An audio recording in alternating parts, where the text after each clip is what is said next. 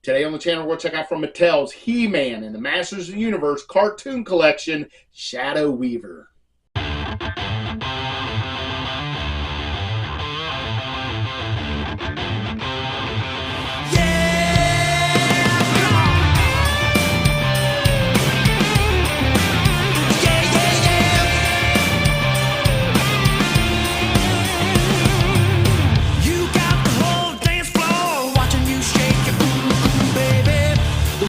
Welcome back to the channel. My name is Rich Hansel, and today we are going to unbox and review from He-Man and the Masters of the Universe cartoon collection, Shadow Weaver. Now, Shadow Weaver is an evil character from Shera, Princess of Power from the 80s. So it has He-Man logo on it, but it's actually from Shera.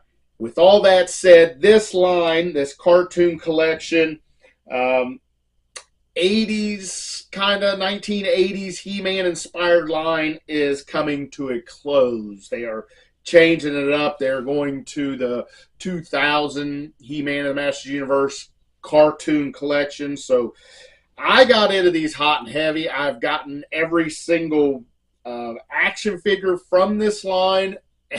And unfortunately, they didn't finish it. Now, I think there are a few more that they're going to produce and get out there, but we are missing some of the staples in both Shera and He-Man, to be quite honest. But it is what it is. I guess it wasn't making money. As a matter of fact, you can get on BigBadToyStore.com right now and find a lot of these He-Man Masters Universe cartoon collection on sale for like $11.99, $10.99, I do believe. I have not seen Shadow Weaver on there yet. She is one of the newer figures in the line, but the older ones, they are pretty cheap right now. Now, it don't have He-Man on there. It just has some Spy-Core and some of your other Ram Man I did see on there.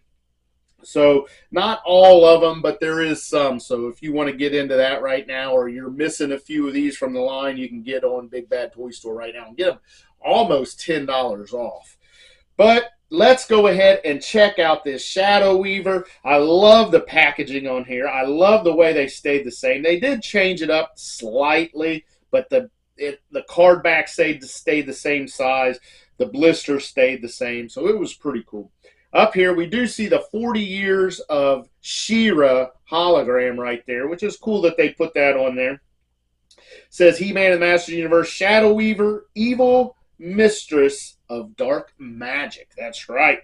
Get our blister here. Cartoon collection right there. You can see Shadow Weaver in there with her accessories. I believe that's a Mattel logo down there, and 6 years of age and over up there. On the back side, we get the Princess of Power logo right there. And this says, as seen on the Eldritch Mist. Now, that was an episode of Shera, Princess of Power. I'll try to leave the link to that on YouTube in the description below if you want to look at that episode. It is a pretty cool episode because it's one of the few crossover episodes of Princess of Power where He-Man actually comes into the world of Shera. So you get to see Shera and her brother He-Man on the same episode, which was always cool. And it says, modernizing and celebrating the original 80s Shera Princess of Power animated series. Cartoon collection logo there.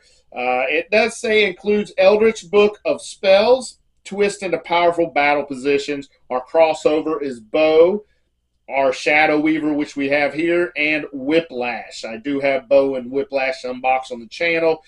Bottom warnings, copyrights, labels, barcodes, recycling information, website information right down there.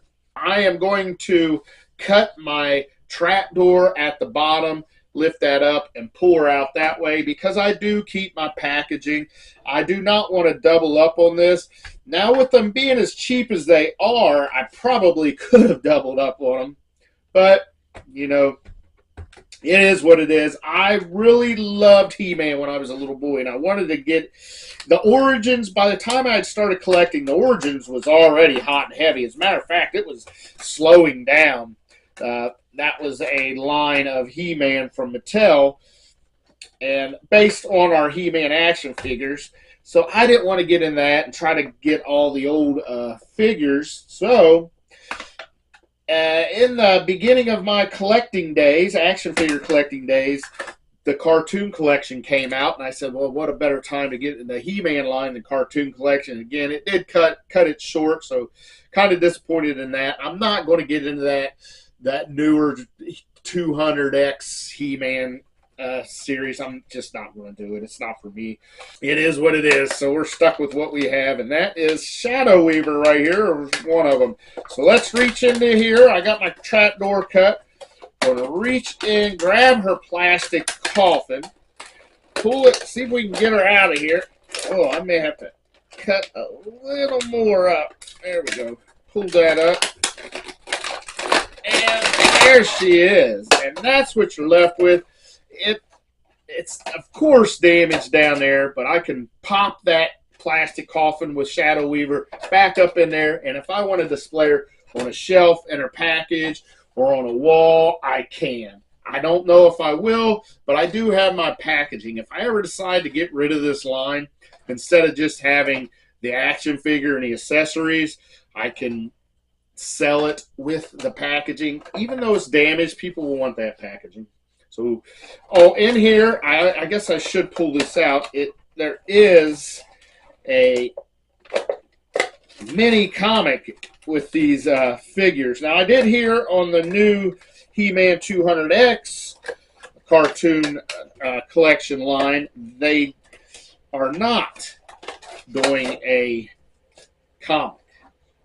So I'll set that. Oh, yeah, I'll set that down. And here is that comic. We also get directions, and these directions just show you what you can take off. You can take off the arms, the head, the body, and you can mix and match your action figures if you want. Now, female figures only go to other female figures, so her head is not going to fit on a male He-Man body, but you have that. I guess we can, on the back is the cross cell again. It says Final Fright, He-Man Masters Universe up top. And inside you can see you have your basic comic book in there. So fun stuff there. I haven't read any of these, but it is neat. All right, here is Shadow Weaver in her plastic coffin. Now, Shadow Weaver was not the main villain in She-Ra, but it seems like she was in almost every episode, really. Hordak was your main villain, but all right, we'll go through the accessories first, and here is the book of spells right here. The pages do not open, but that's a nice looking book. It looks like there's pages on there, but there's not. There is a little bit of writing on there, but you can't read it. It's just kind of scribbles. But it's nice that they gave it to us. It does have the cover right there, the spine, and it is open. So I'm not sure if she's going to be able to hold that. Perhaps she will. We'll just try to get her to hold it when we get this figure out of the coffin here. Next, we're going to get her wand, her magic wand. Got to have that. Mine's a little bent there, but it's got a couple paint applications. And I guess it's a gray or a bluish gray with black highlights on there. And that's it. That's your accessories. And that's about all we've been getting is 2, sometimes 3, sometimes only 1.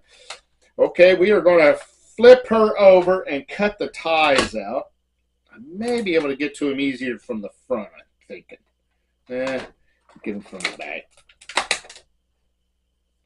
All right, I think I've got all her ties cut. So her cape is coming through the back, so you want to be careful with that when you pull her out. I'm going to grab her bottom of her dress here, pull her up, being careful to get that cape, and Shadow Weaver has been resurrected. There she is. Empty coffin right there. Set that to the side. Get these ties out of here. Guess I'll set this comic right there. All right, we will go through articulation. Head looks up a little bit. Looks down pretty good, left and right. Goes all the way. Yeah, you can force it all the way around, but she does have that cape on, which you could take that cape off.